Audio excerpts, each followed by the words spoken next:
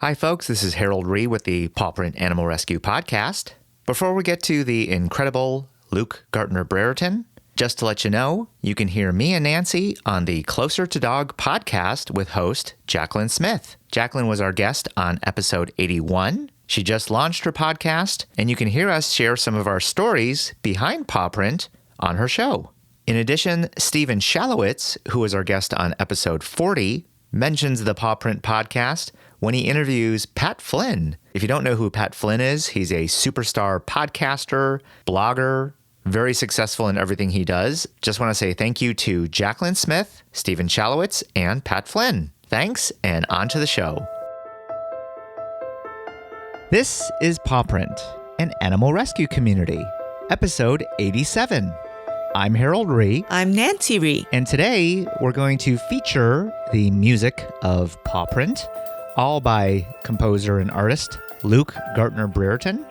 We'll feature an interview that I did with him about a year ago, or about a year and a half ago.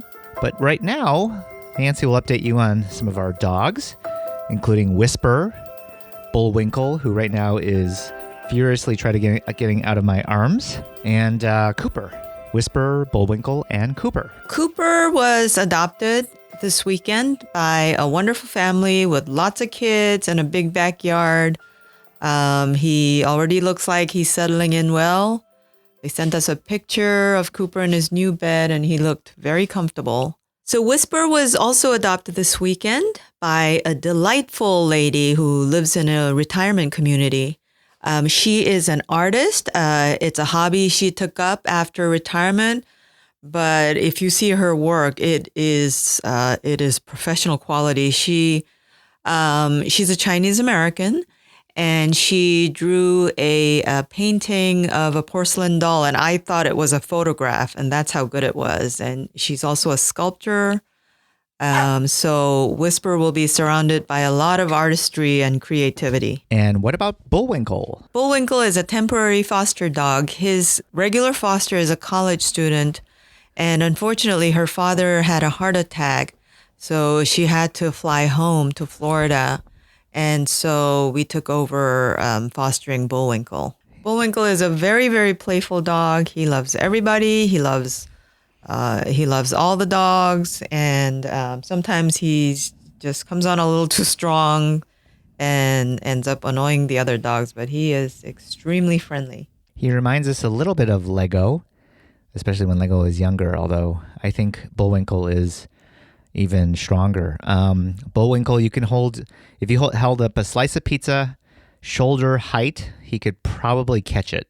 And if you saw how small he was, you'd be pretty impressed at his jumping ability. So Bullwinkle is available through Contra Costa Humane Society. Go to www.cchumane.org. And once again, thank you to Whisper, or congratulations to Whisper and Cooper for finding their permanent families. And you can learn more about today's episode at thisispawprint.com/87. That's the number 87. Luke Gartner-Brereton composes pretty much all the music that you hear on Pawprint. You can find him at vanillagroovestudios.com and hear a wide range of music that he's composed over the years. Hundreds of pieces. Obviously, he's really fast with not only playing the instruments, but finding musical loops and putting them all together on the computer. Pretty amazing stuff. He grew up as a young child in Melbourne, Australia, in the southern part of the country. Then from there, he moved all the way to the north in Cairns to help his mother recover from cancer, staying in a warmer climate. Now he resides in Brisbane, Australia. I just love Luke's music. He has such a great variety. Right now, in the background, you can hear his work called Ambrosia. And right now we're going to talk a little bit about what got him started getting seriously into music, which was his church background. I came from a very sort of strong religious background, Pentecostal Christian background.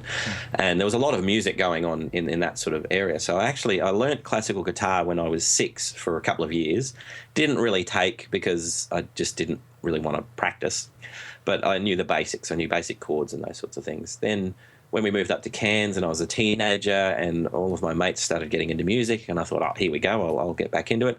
So I bought my first electric guitar, which I think was $100 or something. It was a Cyclone. Okay. Which was ironic being in Cairns because they do get cyclones. Oh, they do.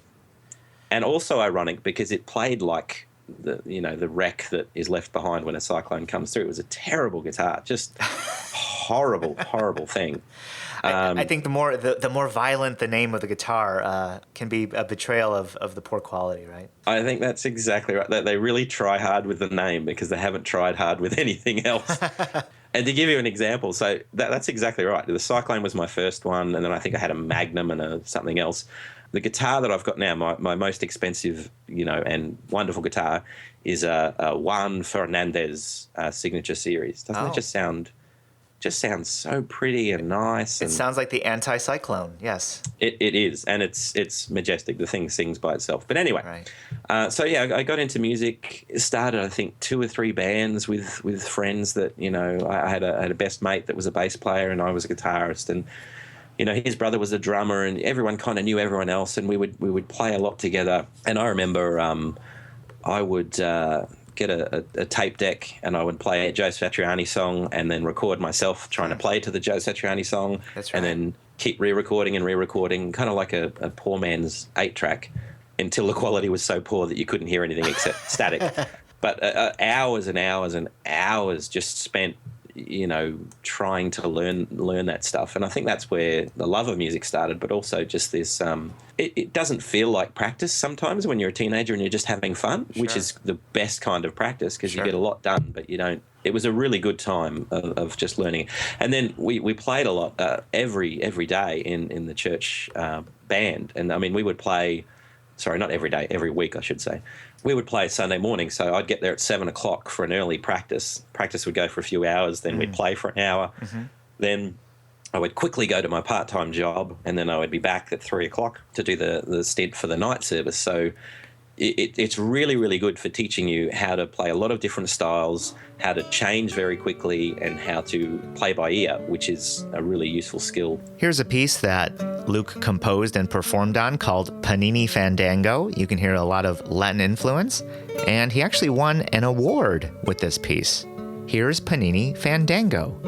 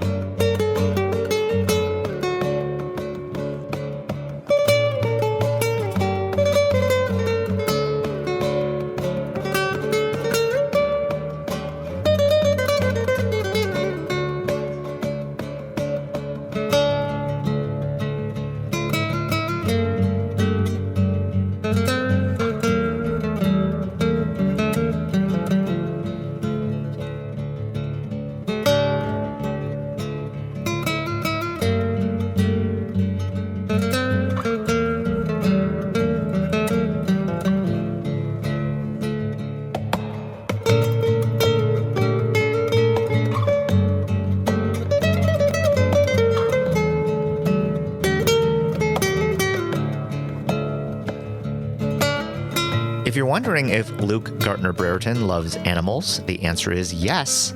Like me, he's allergic to cats. Unlike me, however, he actually has 2 cats. He has 2 beautiful cats, in fact, Snickers and Nutmeg. You can go to our show notes to see 2 amazing photos of his cats at thisispawprint.com/87. Right now, Luke talks about using musical loops, which allows him to incorporate a wide range of instruments in every piece. In the old days, going back 10 years or so, loops were around, but they were pretty ordinary and they weren't great quality. And you could kind of tell, that's a drum machine. That's not a real human being. And they just didn't sound great. But in the last 10 years, a lot's changed. And I mean, some of the music that you can do now, I've done full orchestral tracks where I haven't done any of the orchestral work myself. I've purchased loops with a string section, and then I've used them, and then I've added drums, and then I've recorded my own guitar, and then so it really expands the limit of what you can do in your music. It also makes you incredibly productive. So that's why I could get 800 tracks done in 2 years, because I wasn't just relying on just me and all the instruments I can play. I was using drum loops, keyboard loops, anything that I could get, and then using that almost like a band. So I'm the guitarist in a band, and here's all these other parts, and I just mix them all together and master them. And it was a weird feeling, because I've actually found I'm a better composer and mixer than I am instrumentalist. I mean, I'm a fairly good guitarist, but I'm not virtuoso or anything like that. I'm not fantastic at it. There are many millions of guitarists better than I am, but I'm very good at putting a song together and writing a melody and a harmony and all that sort of stuff. So using those loops is a really effective way of being able to sort of put the accelerator pedal on what I can do. It also means you can do some just beautiful work that you wouldn't normally be able to do. Right now you can hear a piece that we sometimes play at the end of an episode. It was a bunch of songs that he sent me a few months ago. He sometimes just does this. He surprises me some really cool songs, some really great tunes. And this is the first one that he sent me, called Love in London, one of my favorite pieces of his.